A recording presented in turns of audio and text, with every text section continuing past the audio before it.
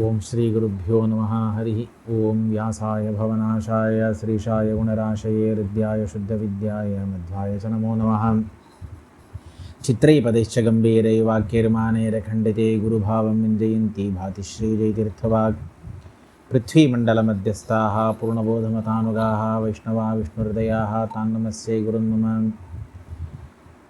ಶ್ರೀರಾಘವೇಂದ್ರತೀರ್ಥೇಭ್ಯಃ ಪ್ರಾಪ್ತತೀರ್ಥಪದಾನ್ ಮುಹುಃ ತಾನ್ ವಂದೇ ಶ್ರೀನಿವಾಸಾರ್ಯಾನ್ ಯಾದವಾಚಾರ್ಯಸೇವಕಾನ್. ಶ್ರೀಗುರುಭ್ಯೋ ನಮಃ ಹರಿ ಓಂ.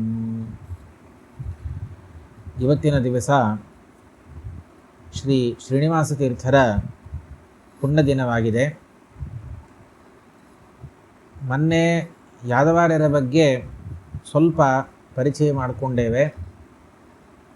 ಅದೇ ಥರನೇ ಶ್ರೀನಿವಾಸ ತೀರ್ಥರೆಂಬ ಮಹಾನುಭಾವರು, ಮಹಾ ಟಿಪ್ಪಣಿಕಾರರು, ಅತೀ ಸರಳವಾದ ಭಾಷೆಯಲ್ಲಿ ಸಣ್ಣ ಮಕ್ಕಳಿಗೂ ಕೂಡ ಓದಿದರೆ ಅರ್ಥ ಆಗುವಂತೆ ವ್ಯಾಖ್ಯಾನವನ್ನು ಮಾಡತಕ್ಕಂತಹ ಸರಳ ಶೈಲಿಯನ್ನು ನಾವು ಶ್ರೀನಿವಾಸ ತೀರ್ಥರಲ್ಲಿ ಅವಶ್ಯ ನಾವು ಸ್ಮರಣೆ ಮಾಡಬೇಕು. ಯಾದವಾರ್ಯರ ಅಣ್ಣನ ಮಕ್ಕಳೇ ಶ್ರೀನಿವಾಸ ತೀರ್ಥರು. ಬಿದರಹಳ್ಳಿ ಮನೆತನದಲ್ಲಿ ಯಾದವಾರ್ಯರು ಅಂತ ಪ್ರಸಿದ್ಧರಾದ ಯದುಪತ್ಯಾಚಾರ್ಯರು, ಅವರ ಅಣ್ಣಂದರು, ಹಿರಿಯ ಅಣ್ಣಂದರು ವೇದೇಶಿ ತೀರ್ಥರು. ಅವರಲ್ಲೇ ಯಾದವಾರ್ಯರು ಅಧ್ಯಯನವನ್ನು, ಶಾಸ್ತ್ರಾಧ್ಯಯನವನ್ನು ಮಾಡಿದ್ದಾರೆ. ಮತ್ತೊಂದು ಅಣ್ಣಂದರು, ಯಾದವಾರ್ಯರ ಅಣ್ಣಂದರು ಕೃಷ್ಣಾಚಾರ್ಯರು ಅಂಥೇಳಿ, ಅವರ ಬಗ್ಗೆ ಶ್ರೀನಿವಾಸ ತೀರ್ಥರು ಹೇಳುವಾಗ ಗೀತಾಭಾಷ್ಯ ಪ್ರಮೇಯ ದೀಪಿಕಾವಿನ ವ್ಯಾಖ್ಯಾನದಲ್ಲಿ ಅಧ್ಯಾತ್ಮ ದರ್ಶನೇ ದಕ್ಷಾನ್ ಶಾಪಾನುಗ್ರಹಯೋ ಪಟೂನ್ ಕೃಷ್ಣನಾಮ್ನಃ ಪಿತೃನ್ ವಂದೇ ಕೃಷ್ಣಪಾದಾಬ್ಜ ದರ್ಶಿನಃ ಅಂಥೇಳಿ ತಮ್ಮ ತಂದೆಯನ್ನು ವಿಶೇಷವಾಗಿ ಸ್ಮರಣೆ ಮಾಡುತ್ತಾರೆ. ಅಂತಹ ಕೃಷ್ಣಾಚಾರ್ಯರ ಮಕ್ಕಳೇ ಶ್ರೀನಿವಾಸ ತೀರ್ಥರು. ಅವರು ಸಣ್ಣ ವಯಸ್ಸಲ್ಲೇನೇವೆ ತಂದೆ ತಾಯಿ ಇಬ್ಬರನ್ನೂ ಕೂಡ ಕಳ್ಕೊತಾರೆ ಶ್ರೀನಿವಾಸ ತೀರ್ಥರು. ಯಾದವಾರ್ಯರೇ ಆ ಅಣ್ಣನ ಮಗುವನ್ನು ತನ್ನ ಮಗುವಂತೆ ಬೆಳೆಸಿದ್ದಾರೆ. ಬೇಕಾದಷ್ಟು ಬಾಲ್ಯದಿಂದ ಶುರು ಮಾಡಿ ಶಾಸ್ತ್ರಗಳ ಪಾಠವನ್ನು, ಅವರಿಗೆ ಶ್ರೀಮದಾಚಾರ್ಯರ ಗ್ರಂಥಗಳನ್ನು, ಟೀಕಾರಾಯರ ಗ್ರಂಥಗಳನ್ನು, ವ್ಯಾಸರಾಯರ ಗ್ರಂಥಗಳನ್ನು ಪಾಠ ಹೇಳಿದ್ದಾರೆ. ಆ ಶ್ರೀನಿವಾಸ ತೀರ್ಥರು ಅವರ ವಸ್ತುತಃ ಶ್ರೀನಿವಾಸ ಆಚಾರ್ಯರು ಅಂತ ಪ್ರಸಿದ್ಧಿ ಇತ್ತು. ಶ್ರೀನಿವಾಸಾಚಾರ್ಯರು, ಬಿದರಹಳ್ಳಿ ಶ್ರೀನಿವಾಸಾಚಾರ್ಯರು ಅಂತ ಪ್ರಸಿದ್ಧಿ ಇತ್ತು. ಆದರೆ ರಾಘವೇಂದ್ರ ಸ್ವಾಮಿಗಳು ಇವರಿಗೆ ತೀರ್ಥ ಎಂಬ ಒಂದು ಬಿರುದನ್ನು ಕೊಡ್ತಾರೆ. ಆ ಕಥೆ ಎಲ್ಲರಿಗೂ ಕೂಡ ಪ್ರಸಿದ್ಧ ಇದೆ. ರಾಘವೇಂದ್ರ ಸ್ವಾಮಿಗಳು ಸಂಚಾರ ಕ್ರಮದಿಂದ ಬಿದರಹಳ್ಳಿಗೆ ಹತ್ತಿರ ಬರ್ತಾರೆ. ಅಲ್ಲಿ ಬರೋ ಕಾಲಕ್ಕೆ ಅವರು ಏನು ರಾಘವೇಂದ್ರ ಸ್ವಾಮಿಗಳು ವ್ಯಾಖ್ಯಾನಗಳನ್ನೇನು ಬರಿತಾ ಇದ್ದರು, ಟಿಪ್ಪಣಿಗಳನ್ನು ಬರಿತಾ ಇದ್ದರು, ಬರೀಲಿಕ್ಕೆ ಲೇಖನಿ ಬೇಕಾಗ್ತದೆ. ಆ ಲೇಖನಿಯ ಒಳಗೆ ಮಷಿ ಹಾಕ್ತಾ ಇದ್ದರು. ಆಗಿನ ಕಾಲದಲ್ಲಿ ಮಷಿ ಅಂತ ಇದ್ದರು, ಈಗ ಅದನ್ನು ಇಂಕ್ ಅಂತಾರೆ. ಸಾಮಾನ್ಯ ಒಂದು ಪೆನ್ನಲ್ಲಿ ಇಂಕ್ ಹಾಕ್ತಾರಲ್ಲ, ಆ ರೀತಿಯಲ್ಲಿ ಮಷಿ ಅಂಥೇಳಿ ಅದೇನೋ ಕೆಲವು ದ್ರವ್ಯಗಳೆಲ್ಲ ಸೇರಿಸಿ ಅದರಲ್ಲಿ ಹಾಕಿ ಆ ಲೇಖನೆಯಿಂದ ಬೇಕಾದಷ್ಟು ತಾಳಪತ್ರಗಳಲ್ಲಿ ಲಿಪಿಗಳನ್ನು, ಅಕ್ಷರಗಳನ್ನು ಬರಿತಾ ಇದ್ದರು. ಅವರು ರಾಘವೇಂದ್ರ ಸ್ವಾಮಿಗಳು ಆ ಊರಿಗೆ ಬಂದಾಗ ಅವರ ಲೇಖನಿಗೆ ಮಷಿ ಇರಲ್ಲ, ಮಷಿ ಖಾಲಿ ಆಗಿಬಿಟ್ಟಿರ್ತದೆ. ಮಷಿ ಬೇಕಾಗಿತ್ತು. ಎಲ್ಲಿ ಮಷಿ ಯಾರಲ್ಲಿ ಹೋಗಿ ಕೇಳೋದು? ಅಯ್ಯೋ ಏನು ಸುಮ್ಮನೆ ಏನೋ ಅಂಗಡಿಗೆ ಹೋಗಿ ಇಂಕ್ ತೊಗೊಂಡು ಬಂದೇವೆ ಆ ಥರ ಎಲ್ಲ ಇಲ್ಲ. ಆ ಮಷಿಯನ್ನು ಯಾರಲ್ಲಿ ನಾವು ಪಡಿಬೇಕಪ್ಪ ಅಂತಂದರೆ, ಯಾರು ಈ ಥರ ಪುಸ್ತಕ ರಚನೆಯನ್ನು ಮಾಡ್ತಾರೆ, ಗ್ರಂಥ ರಚನೆಯನ್ನು ಯಾರು ಮಾಡ್ತಾರೋ ಅವರಲ್ಲೇ ಆ ಮಷಿ ಇರೋದು. ಅದಕ್ಕೆ ರಾಘವೇಂದ್ರ ಸ್ವಾಮಿಗಳು ಆ ಊರಿನ ಬಿದರಹಳ್ಳಿ ಊರಿನ ಜನರನ್ನು ಕೇಳ್ತಾರೆ, ಈ ಊರಲ್ಲಿ ಗ್ರಂಥಲೇಖನವನ್ನು ಮಾಡತಕ್ಕಂಥವರು, ತಾಳಪತ್ರದಲ್ಲಿ ಲೇಖನೆಯಿಂದ ಬರಿತಕ್ಕಂತಹ ಯಾರಾದರೂ ಇದ್ದಾರಾ ಅಂತ ಕೇಳ್ತಾರೆ. ಆ ಊರಿನ ಜನರೆಲ್ಲ ಹೇಳ್ತಾರೆ, ಇಲ್ಲೇ ನಮ್ಮ ಶ್ರೀನಿವಾಸಾಚಾರ್ಯರು, ಬಿದರಹಳ್ಳಿ ಶ್ರೀನಿವಾಸಾಚಾರ್ಯರು ಅಂತಿದ್ದಾರೆ, ಯಾದವಾರ್ಯರ ಶಿಷ್ಯರು. ಅವರು ಬೇಕಾದಷ್ಟು ಗ್ರಂಥಗಳನ್ನು ಬರೆಯೋರು, ಅವರಲ್ಲಿ ಲೇಖನಿ ಇರ್ತದೆ, ಮಷಿ ಇರ್ತದೆ ಅಂತ ಜನ ಎಲ್ಲ ಹೇಳ್ತಾರೆ. ಸರಿ, ಅವರನ್ನು ನಾನು ನೋಡಬೇಕು ಅಂತ ಹೇಳಿದ ಕೂಡಲೇ ವಿಷಯ ಶ್ರೀನಿವಾಸ ತೀರ್ಥರಿಗೆ ಹೋಯಿತು. ಶ್ರೀನಿವಾಸ ತೀರ್ಥರು ಓಡಿ ಬರ್ತಾರೆ. ಭಕ್ತಿಯಿಂದ ರಾಘವೇಂದ್ರ ಸ್ವಾಮಿಗಳಿಗೆ ನಮಸ್ಕಾರ ಮಾಡ್ತಾರೆ. ಆಗ ರಾಘವೇಂದ್ರ ಸ್ವಾಮಿಗಳು ಅವರನ್ನು ನೋಡಿ, ಬಿದರಹಳ್ಳಿ ಶ್ರೀನಿವಾಸ ತೀರ್ಥರನ್ನು, ಶ್ರೀನಿವಾಸ ಆಚಾರ್ಯರನ್ನು ನೋಡಿ ಕೇಳ್ತಾರೆ, ಈ ಥರ ನಮಗೆ ಮಷಿ ಬೇಕಾಗಿತ್ತು, ಸ್ವಲ್ಪ ಕೊಡಲಿಕ್ಕಾಗತ್ತಾ? ಅವರೇನು ಹೇಳ್ತಾರೆ ಅಂದರೆ, ನಾವು ಆ ಮಷಿಯನ್ನು ಮಡಿಯಿಂದ ಇಟ್ಟಿದ್ದೇವೆ, ಅದನ್ನು ನಾಳೆ ತೊಗೊಂಡು ಬರ್ತೇವೆ, ಇವತ್ತು ಊಟ ಗೀಟ ಆಗಿಬಿಟ್ಟಿದೆ, ಅದು ಮೈಲಿಗೆಯಿಂದ ಮುಟ್ಟೋ ಹಾಗಿಲ್ಲ, ಮಡಿಯಿಂದ ಇಟ್ಟಿದ್ದೇವೆ, ಅದನ್ನು ತರ್ತೇವೆ. ರಾಘವೇಂದ್ರ ಸ್ವಾಮಿಗಳಿಗೆ ಬಹಳ ಆಶ್ಚರ್ಯ ಆಯಿತು, ಮಷಿಯನ್ನು ಯಾಕೆ ಮಡಿಯಲ್ಲೇ ಇಟ್ಟಿದ್ದೀರಿ ಅಂಥೇಳಿ. ಅದಕ್ಕೆ ಶ್ರೀನಿವಾಸ ತೀರ್ಥರು ಹೇಳಿದರು, ಅಲ್ಲ, ನಾವು ವ್ಯಾಖ್ಯಾನ ಬರೆಯೋದಲ್ಲ, ಆಚಾರ್ಯರ ಗ್ರಂಥಗಳಿಗೆ, ಟೀಕಾಕೃತ್ಪಾದರ ಗ್ರಂಥಗಳಿಗೆ ನಾವು ವ್ಯಾಖ್ಯಾನವನ್ನು ಬರಿತೇವೆ. ಆ ಬರೆಯೋ ವ್ಯಾಖ್ಯಾನವನ್ನು ಶುದ್ಧರಾಗಿ ಪವಿತ್ರರಾಗಿ ಮಡಿಯಿಂದ ಬರಿಬೇಕು ಅಂತ ನಮ್ಮ ಒಂದು ಸಂಪ್ರದಾಯ, ನಮ್ಮ ಒಂದು ಅನುಸಂಧಾನ. ಅದಕ್ಕೆ ನಾವು ಆ ರೀತಿಯಲ್ಲಿ ಮಡಿಯಿಂದಲೇ ಯಾವಾಗಲೂ ಮಷಿ ಇಟ್ಟಿರ್ತೇವೆ, ಮಡಿಯಿಂದಲೇ ವ್ಯಾಖ್ಯಾನಗಳೆಲ್ಲ ನಾವು ಬರಿತೇವೆ, ಟಿಪ್ಪಣಿಗಳೆಲ್ಲ ನಾವು ಬರಿತೇವೆ ಅಂತ ಹೇಳಿದಾಗ ರಾಯರಿಗೆ ಭಾಳ ಆಶ್ಚರ್ಯ ಆಯಿತು. ಎಷ್ಟು ಅನುಸಂಧಾನ, ಆಚಾರ್ಯರ ಟೀಕಾರಾಯರ ಗ್ರಂಥಗಳ ಮೇಲೆ ಎಂಥ ಒಂದು ಭಕ್ತಿಪೂರ್ವಕವಾದ ಸೇವೆಯನ್ನು ಶ್ರೀನಿವಾಸ ತೀರ್ಥರು ಮಾಡ್ತಾ ಇದ್ದಾರೆ ಅಂತ ಅವರಿಗೆ ಆಶ್ಚರ್ಯವಾಯಿತು. ಆಯಿತು, ಸಂತೋಷ, ನೀವು ನಾಳೆ ಬರುವಾಗ ಆ ಮಷಿ ತೊಗೊಂಡು ಬರ್ರಿ, ಮಡಿಯಿಂದ ತೊಗೊಂಡು ಬರ್ರಿ ಅಂತ ಹೇಳ್ತಾರೆ. ಅದೇ ಥರ ಶ್ರೀನಿವಾಸ ತೀರ್ಥರು ರಾಯರ ಆಜ್ಞಾನುಸಾರವಾಗಿ 2ನೇ ದಿವಸ ಮಷಿ ತಂದು ಕೊಟ್ಟರು. ಅದು ರಾಯರಿಗೆ ಮುಂದೆ ಉಪಯೋಗವಾಯಿತು. ಆದರೆ ರಾಯರು ಹೇಳ್ತಾರಲ್ಲ, ನೀವು ಏನೋ ವ್ಯಾಖ್ಯಾನಗಳೆಲ್ಲ ಬರಿತೀರಿ ಅಂತ ಕೇಳಿದ್ದೇವೆ, ನಿಮ್ಮ ವ್ಯಾಖ್ಯಾನಗಳನ್ನು ನಾವು ಒಂದು ಸ್ವಲ್ಪ ನೋಡಬೇಕು, ಜನ ಎಲ್ಲ ಹೇಳ್ತಾರೆ. ಮತ್ತು ಯಾದವಾರ್ಯರ ಪರಿಚಯವೂ ಕೂಡ ರಾಯರಿಗೆ ಬಹಳ ಇತ್ತು. ಯಾದವಾರ್ಯರ ಶಿಷ್ಯರು, ಯಾದವಾರ್ಯರ ಮಕ್ಕಳು ಅಂತಂದ ಮೇಲೆ ನಿಮ್ಮ ವ್ಯಾಖ್ಯಾನಗಳು ಕೂಡ ತುಂಬ ಆದರಣೀಯವಾದದ್ದು, ಅದನ್ನು ನಾವು ಚೂರು ನಾವು ನೋಡಬೇಕು, ಸ್ವಲ್ಪ ನಿಮ್ಮ ವ್ಯಾಖ್ಯಾನ ಪುಸ್ತಕಗಳನ್ನು ತರ್ರಿ, ನಾವು ನೋಡುತ್ತೇವೆ. ಶ್ರೀನಿವಾಸ ತೀರ್ಥರು ತಂದು ಕೊಡ್ತಾರೆ. ನಾವೇನೋ ಸಾಮಾನ್ಯ ಗೃಹಸ್ಥರು, ನಮ್ಮ ವ್ಯಾಖ್ಯಾನ ತಾವು ಯಾಕೆ ನೋಡಬೇಕು? ಅಲ್ಲಲ್ಲ, ನಾವು ನೋಡಲೇಬೇಕು ಅಂತ ಅವ್ರು ಹೇಳ್ತಾರೆ. ಶ್ರೀನಿವಾಸ ತೀರ್ಥರು ತಂದು ಕೊಟ್ಟರು. ಅವರು ಆ ಎಲ್ಲ ವ್ಯಾಖ್ಯಾನಗಳನ್ನು ಕೂಡ ಅನೇಕ ಗ್ರಂಥಗಳನ್ನು ರಾಯರು ನೋಡುತ್ತಾರೆ. ನೋಡಿಬಿಟ್ಟು ಅವರೇನು ಮಹಾಜ್ಞಾನಿಗಳು, ಸ್ವಲ್ಪ ನೋಡೋ ಮಾತ್ರಕ್ಕೆ ಸ್ಥಾಲಿ ಪುಲಕ ನ್ಯಾಯದಿಂದ ಎಲ್ಲ ಅರ್ಥ ಮಾಡ್ಕೊತಾರೆ. ಅವರ ವ್ಯಾಖ್ಯಾನ ಶೈಲಿಯನ್ನು ನೋಡಿ ತುಂಬ ಸಂತೋಷವಾಯಿತು ರಾಯರಿಗೆ. ಎಷ್ಟು ಸುಲಭವಾಗಿ ನೀವು ಬರಿತೀರಾ, ಎಂತಹ ಕಠಿಣವಾದ ವಿಷಯವನ್ನು, ಕಠಿಣವಾದ ಪ್ರಮೇಯಗಳನ್ನು, ಅಥವಾ ತುಂಬ ಕಠಿಣವಾದ ಟೀಕಾ ವಾಕ್ಯವನ್ನು, ಆಚಾರ್ಯರ ವಾಕ್ಯವನ್ನು, ವ್ಯಾಸರಾಯರ ವಾಕ್ಯವನ್ನು ವ್ಯಾಖ್ಯಾನ ಮಾಡೋ ಕಾಲಕ್ಕೆ ನಿಮ್ಮ ಭಾಷಾ ಶೈಲಿ, ನಿಮ್ಮ ವಾಕ್ಯದ ಶೈಲಿ ತುಂಬ ಸರಳ ಇದೆ. ಇಷ್ಟು ಸರಳವಾಗಿ ಬರಿತಕ್ಕಂಥವರು ಯಾರೂ ಇಲ್ಲವೇ ಇಲ್ಲ, ಅಷ್ಟು ಸರಳವಾಗಿ ಬರಿತೀರಲ್ಲ ಅಂತ ತುಂಬ ಪ್ರಶಂಸೆ ಮಾಡ್ತಾರೆ, ತುಂಬ ಹೊಗಳುತ್ತಾರೆ. ಆಗ ಶ್ರೀನಿವಾಸ ತೀರ್ಥರು ಹೇಳಿದರು, ಏನು ತಾವು ಪ್ರಶಂಸೆ ಮಾಡುವಷ್ಟಲ್ಲ ನಾವೇನೂ ಇಲ್ಲ, ನಾವೇನೋ ಸಾಮಾನ್ಯ ಗೃಹಸ್ಥರು ಅಂತ ಹೇಳಿದಾಗ ಆಗ ರಾಯರೊಂದು ಮಾತನ್ನು ಹೇಳ್ತಾರೆ. ನೀವು ಬರೇ ಗೃಹಸ್ಥರು, ನಿಜ ಆಶ್ರಮತಃ ನೀವು ಗೃಹಸ್ಥರು, ಆದರೆ ನೀವು ಮಾಡ್ತಕ್ಕಂತಹ ಕಾರ್ಯಗಳು ಸನ್ಯಾಸಿಗಳ ಕಾರ್ಯಗಳನ್ನು ನೀವು ಮಾಡ್ತಾ ಇದ್ದೀರಾ. ದೊಡ್ಡ ಸನ್ಯಾಸಿಗಳು, ದೊಡ್ಡ ಪೀಠಾಧಿಪತಿಗಳು, ಅವರು ಮಾಡಬೇಕಾದ ಕಾರ್ಯಗಳನ್ನು ನೀವು ಮಾಡ್ತಾ ಇದ್ದೀರಿ. ಗೃಹಸ್ಥರಾಗೇ ಇದ್ದುಕೊಂಡು ನೀವು ಈ ಥರ ಮಾಡೋದು ಬಹಳ ಆಶ್ಚರ್ಯದಾಯಕ.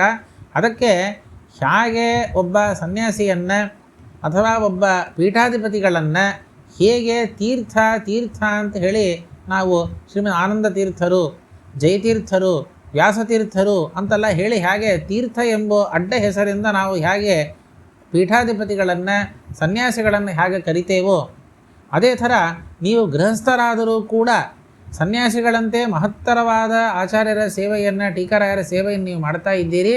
ಆದ್ದರಿಂದ ಸನ್ಯಾಸಿಗಳಿಗೆ ಇರುವಂತೆ ನಿಮಗೂ ಕೂಡ ತೀರ್ಥ ಎಂಬ ಹೆಸರಿಂದ ಪ್ರಸಿದ್ಧಿ ಇರಲಿ. ಇನ್ಮೇಲೆ ನೀವು ಶ್ರೀನಿವಾಸ ಆಚಾರ್ಯರಲ್ಲ, ನೀವು ಶ್ರೀನಿವಾಸ ತೀರ್ಥರು ಅಂತ ರಾಯರು ಅವರಿಗೆ ಬಿರುದನ್ನು ಕೊಡ್ತಾರೆ. ತಾವತಾ ರಾಯರಿಗ ತೀರ್ಥ ಎಂಬ ಹೆಸರು ಹೋಯಿತು ಅಂತ ಅರ್ಥ ಅಲ್ಲ. ಬಿರುದನ್ನು ಕೊಡೋದು ಅಂತಂದರೆ ಅವರಿಗೊಂದು ಸನ್ಮಾನವನ್ನು ಮಾಡೋದು. ಜಗತ್ತಲ್ಲಿ ಈ ರೀತಿಯಲ್ಲಿ ನಿಮಗೆ ಕೀರ್ತಿ ಬೆಳೆಯಲಿ, ಪ್ರಸಿದ್ಧಿ ಬರಲಿ ಅಂತ ರಾಯರು ಹೇಳ್ತಾರೆ ಅಷ್ಟೇ ಹೊರತು ಏನೋ ರಾಘವೇಂದ್ರ ಸ್ವಾಮಿಗಳು ತಮ್ಮ ತೀರ್ಥ ಶಬ್ದವನ್ನು ಅವರಿಗೆ ಕೊಟ್ಬಿಟ್ರು, ಇವರಿಗೆ ತೀರ್ಥ ಶಬ್ದ ಇಲ್ಲದೇ ಹೋಯಿತು, ಹಾಗೆ ಅರ್ಥ ಅಲ್ಲ. ಅವರು ಯಾವಾಗಿದ್ದರೂ ಕೂಡ ರಾಘವೇಂದ್ರ ಸ್ವಾಮಿಗಳು ರಾಘವೇಂದ್ರ ತೀರ್ಥರೇ, ರಾಘವೇಂದ್ರ ಸ್ವಾಮಿಗಳೇ, ಪರಿಮಳಾಚಾರ್ಯರೇ, ಅವರಿಗೇನು ಮಹತ್ವ ಏನೂ ಕಡಿಮೆ ಆಗೋದಿಲ್ಲ. ಶ್ರೀನಿವಾಸ ತೀರ್ಥರ ಆಚಾರ್ಯರ ಗ್ರಂಥಗಳಲ್ಲಿರ್ತಕ್ಕಂಥ ಭಕ್ತಿಯನ್ನು, ಅವರ ಅನುಸಂಧಾನಗಳನ್ನು, ಅವರ ವ್ಯಾಖ್ಯಾನ ಶೈಲಿಯನ್ನು ನೋಡಿ ಸಂತೋಷದಿಂದ ಆ ಒಂದು ಕೀರ್ತಿಯನ್ನು, ಆ ಒಂದು ಹೆಸರನ್ನು ರಾಘವೇಂದ್ರ ಸ್ವಾಮಿಗಳು ಶ್ರೀನಿವಾಸ ತೀರ್ಥರಿಗೆ ಕೊಡ್ತಾರೆ. ಅವತ್ತರಿಂದ ಅವರಿಗೆ ಬರೀ ಶ್ರೀನಿವಾಸ ಆಚಾರ್ಯರು ಅಂತ ಪ್ರಸಿದ್ಧಿ ಇಲ್ಲದೆ ವಂಶಪಲ್ಲಿ ಶ್ರೀನಿವಾಸ ತೀರ್ಥರು, ಬಿದರಹಳ್ಳಿ ಶ್ರೀನಿವಾಸ ತೀರ್ಥರು ಅಂಥೇಳಿ ಅವರಿಗೆ ಪ್ರಸಿದ್ಧಿ ಎಂಬುದು ಬಂದಿದೆ. ಅಂತಹ ಒಂದು ರಾಯರ ಹೊಗಳಿಕೆಗೆ, ರಾಯರ ಪ್ರಶಂಸೆಗೆ, ರಾಯರ ವಿಶೇಷ ಅನುಗ್ರಹಕ್ಕೆ ಪಾತ್ರರಾದವರು ಶ್ರೀನಿವಾಸ ತೀರ್ಥರು ಅಂತ ನಾವು ಅವರ ಚರಿತ್ರದಲ್ಲಿ ನಾವು ಕೇಳುತ್ತೇವೆ. ಇನ್ನೊಂದು ಅವರ ವಿಷಯದಲ್ಲಿ ಉಲ್ಲೇಖ್ಯವಾದ ಒಂದು ಚರಿತ್ರ ಏನಪ್ಪ ಅಂತಂದರೆ, ಅವರು ಯಾದವಾರರಲ್ಲಿ ವಿದ್ಯಾಭ್ಯಾಸ ಎಲ್ಲ ಮಾಡಿ ಮುಗಿಸಿದ ಮೇಲೂ ಕೂಡ ಅವರ ಜೊತೆಗೇ ಇದ್ದರು. ಅವರನ್ನು ಗುರುಗಳನ್ನು ಬಿಟ್ಟು ಏನು ಹೋಗಿಲ್ಲ. ಅವರು ಸ್ವಂತ ಚಿಕ್ಕಪ್ಪನೇ ಆಗ್ತಾರೆ ಮತ್ತು ಅವರು ಗುರುಗಳು ಆಗ್ತಾರೆ. ಯಾವಾಗಲೂ ಅವರ ಸಮೀಪದಲ್ಲೇ ಅವರ ಸೇವೆಯನ್ನು ಮಾಡಿಕೊಂಡೇ ಶ್ರೀನಿವಾಸ ತೀರ್ಥರು ಇರ್ತಾ ಇದ್ದಿದ್ದಾರೆ. ಒಂದು ಸಮಯದಲ್ಲಿ ಯಾವನೋ ಒಬ್ಬ ಬ್ರಾಹ್ಮಣ ಬರ್ತಾನೆ, ಯಾದವಾರರಲ್ಲಿ ಬಂದು ಕೇಳ್ತಾನೆ, ನಾನು ಏನೋ ತಿಳಿಯದೆ ಒಂದು ಗೋಹತ್ಯೆ ಮಾಡಿಬಿಟ್ಟಿದ್ದೇನೆ. ನಾನೇನೋ ಬೇಕಂತೆ ಗೋಹತ್ಯೆ ಮಾಡಿಲ್ಲ, ಏನೋ ಅಕಸ್ಮಾತ್ತಾಗಿ ಪ್ರಾಮಾದಿಕವಾಗಿ ಅಜ್ಞಾನದಿಂದ ಗೋಹತ್ಯೆ ಮಾಡಿಬಿಟ್ಟಿದ್ದೇನೆ. ಆ ಪಾಪ ನನಗೆ ಬಹಳ ಬಂದ್ಬಿಟ್ಟಿದೆ. ಆ ಪಾಪದ ಪ್ರಭಾವ ಏನಾಗಿದೆ ಅಂದರೆ, ಆ ಆಕಳು ಸಾಯೋ ಕಾಲಕ್ಕೆ ಏನೊಂದು ದೀನವಾದ ಒಂದು ಧ್ವನಿಯನ್ನು ಮಾಡಿತ್ತಲ್ಲ, ಆ ಧ್ವನಿ ಹಾಗೇ ನನ್ನ ಕಿವಿಯಲ್ಲಿ ಯಾವಾಗಲೂ ಆ ಧ್ವನಿ ಕೇಳ್ತಾನೇ ಇದೆ. ಅದು ನನಗೆ ಬಹಳ ಡಿಪ್ರೆಸ್ ಅಂತಾರಲ್ಲ, ಆ ಥರ ಒಂದು ಧ್ವನಿ ಸದಾ ಅದೇ ಧ್ವನಿಯನ್ನೇ ನಾವು ಕೇಳ್ತಾ ಇದ್ದರೆ ತುಂಬ ಸಪ್ರೆಸ್ ಆಗ್ತಾರೆ. ಮನಸ್ಸು ಕೆಟ್ಟೋಗ್ತದೆ. ಊಟ ಮಾಡೋ ಕಾಲಕ್ಕೆ, ಹೋಗೋ ಕಾಲಕ್ಕೆ, ಬರೋ ಕಾಲಕ್ಕೆ, ಎಲ್ಲಿ ಹೋದರೂ ಆ ಧ್ವನಿ ಕೇಳ್ತಾ ಇದ್ದರೆ ತುಂಬ ಮನಸ್ಸಿಗೆ ಅಶಾಂತವಾದ ಪರಿಸ್ಥಿತಿ ಬಂದ್ಬಿಟ್ಟಿದೆ. ನಿದ್ದೆನೇ ಮಾಡಲಿಕ್ಕಾಗಲ್ಲ. ನಿದ್ದೆ ಮಾಡೋ ಕಾಲಕ್ಕೆ ರಾತ್ರಿ ಮಲ್ಕೊಂಡಾಗಲೂ ಕೂಡ ಅದೇ ಶಬ್ದ, ಅದೇ ದೃಶ್ಯಗಳು ಬರ್ತಾ ಇದ್ದರೆ ನಾನು ಹೇಗೆ ಬದುಕಿರೋದು? ಅದಕ್ಕೆ ತಾವೇ ಈ ಗೋಹತ್ಯೆ ಪಾಪ ಪರಿಹಾರ ಆಗಲಿಕ್ಕೆ ನನಗೇನಾದರೂ ಪ್ರಾಯಶ್ಚಿತ್ತವನ್ನು ಹೇಳ್ರಿ. ಪಾಪಗಳಿಗೆ ಪ್ರಾಯಶ್ಚಿತ್ತ ಬೇಕಾದಷ್ಟಿದೆ. ಆದರೆ ಯಾದವಾರರು ಎಂಥ ಪ್ರಾಯಶ್ಚಿತ್ತ ಹೇಳ್ತಾರೆ ಅಂದರೆ, ಹರಿನಾಮೋಚ್ಚಾರಣ, ನಾರಾಯಣ ಎಂಬ ಶಬ್ದ, ವಿಶೇಷವಾಗಿ ನಾರಾಯಣ ಅಷ್ಟಾಕ್ಷರ ಮಂತ್ರ, ಆ ಮಂತ್ರವನ್ನು ಸ್ವಲ್ಪ ಜಪ ಮಾಡಿರಿ, ಆ ಮಂತ್ರದ ಉಪದೇಶವನ್ನು ಪಡೀರಿ, ತಾವನ್ಮಾತ್ರಕ್ಕೆ ನಿಮಗೆ ಎಲ್ಲ ಪಾಪಗಳು ಕೂಡ ಪರಿಹಾರವಾಗ್ತದೆ. ನಮ್ಮ ಶಿಷ್ಯ, ನಮ್ಮ ಮಗ, ಅವರು ಶ್ರೀನಿವಾಸ ತೀರ್ಥರು ನದಿ ಸ್ನಾನಕ್ಕೆ ಹೋಗಿದ್ದಾರೆ, ತುಂಗಭದ್ರಾ ನದಿ ಸ್ನಾನಕ್ಕೆ ಹೋಗಿದ್ದಾರೆ. ಅಲ್ಲೇ ಹೋಗಿರಿ, ನದಿ ತೀರಕ್ಕೆ ನೀವು ಹೋಗಿರಿ, ಅಲ್ಲಿ ನಾನು ಹೇಳಿದೆ ಅಂತ ಹೇಳ್ರಿ. ಅವರು ನಿಮಗೆ ಆ ನಾರಾಯಣ ಮಂತ್ರವನ್ನು, ನಾರಾಯಣ ಅಷ್ಟಾಕ್ಷರ ಮಂತ್ರವನ್ನು ನಿಮಗೆ ಅವರು ಉಪದೇಶ ಮಾಡ್ತಾರೆ. ಆ ಉಪದೇಶವನ್ನು ಕೇಳ್ರಿ ಮತ್ತು ವಿಶೇಷವಾಗಿ ನೀವು ಕೂಡ ಮಂತ್ರದ ಜಪಗಳನ್ನು ಮಾಡ್ತಾ ಇರ್ರಿ. ದೇವರ ನಾಮೋಚ್ಚಾರಣ ಅದಕ್ಕಿಂತಲೂ ಕೂಡ ಬೇರೆ ಏನು ಪಾವಿತ್ರ್ಯ ಇಲ್ಲ, ನೀವು ಉದ್ಧಾರ ಆಗ್ತೀರಾ ಅಂತ ಯಾದವಾರರು ಹೇಳಿ ಕಳಿಸ್ತಾರೆ. ಆ ಬ್ರಾಹ್ಮಣ ನದಿ ತೀರಕ್ಕೆ ಹೋಗ್ತಾರೆ, ತುಂಗಭದ್ರಾ ತೀರಕ್ಕೆ ಶ್ರೀನಿವಾಸ ತೀರ್ಥರನ್ನು ನೋಡ್ತಾರೆ. ಈ ಥರ ಅವರ ಗುರುಗಳು ಹೇಳಿದ್ದನ್ನು ತಿಳಿಸ್ತಾರೆ. ಸರಿ, ಗುರುಗಳ ಆಜ್ಞಾ ಅಂಥೇಳಿ ಅವರು ಉಪದೇಶವನ್ನು ಮಾಡ್ತಾರೆ. ಇದಕ್ಕೆ ಅವರು ಸ್ನಾನ ಮಾಡಿ ಬಂದುಬಿಟ್ಟಿದ್ರು ಶ್ರೀನಿವಾಸ ತೀರ್ಥರು. ಆದರೂ ಕೂಡ ದೇವರ ಮಂತ್ರವನ್ನು ಉಪದೇಶ ಮಾಡಬೇಕಲ್ಲ ಅಂತನ್ನೋದಕ್ಕಾಗಿ ಮತ್ತೊಮ್ಮೆ ಸ್ನಾನವನ್ನು ಮಾಡಿ ಅವರನ್ನು ಸ್ನಾನ ಮಾಡಲಿಕ್ಕೆ ಹೇಳಿ ಕಡೆಯಿಂದ ಉಪದೇಶ ಮಾಡ್ತಾರೆ. ಉಪದೇಶ ಮಾಡಿ ತಕ್ಷಣವೇ ಕೇಳ್ತಾರೆ, ಈಗ ಈ ನಾರಾಯಣ ಅಷ್ಟಾಕ್ಷರ ಮಂತ್ರವನ್ನು ನೀವು ಉಪದೇಶ ತಗೊಂಡಿದ್ದೀರಿ, ಈಗ ಆ ಶಬ್ದ ಇನ್ನೂ ಕೇಳ್ತಾ ಇದೆಯಾ? ಅವರು ಸ್ವಲ್ಪ ಹೀಗೆ ಕಣ್ಣು ಮುಚ್ಚಿ ನೋಡಿದಾಗ ಕಡಿಮೆ ಆಗಿದೆ, ಒಂದು 90% 90% ಇವಾಗ ನನಗೆ ಆ ಶಬ್ದ ಕಡಿಮೆ ಆಗಿಬಿಟ್ಟಿದೆ. ಆದರೆ ಚೂರು ಇನ್ನೂ ಆ ಧ್ವನಿ ನನಗೆ ಇನ್ನೂ ಕೇಳ್ತಾನೇ ಇದೆ, ಪೂರ್ತಿ ಹೋಗಲಿಲ್ಲ, 100ಕ್ಕೆ 100 ಭಾಗ ಇನ್ನೂ ಹೋಗಲಿಲ್ಲ.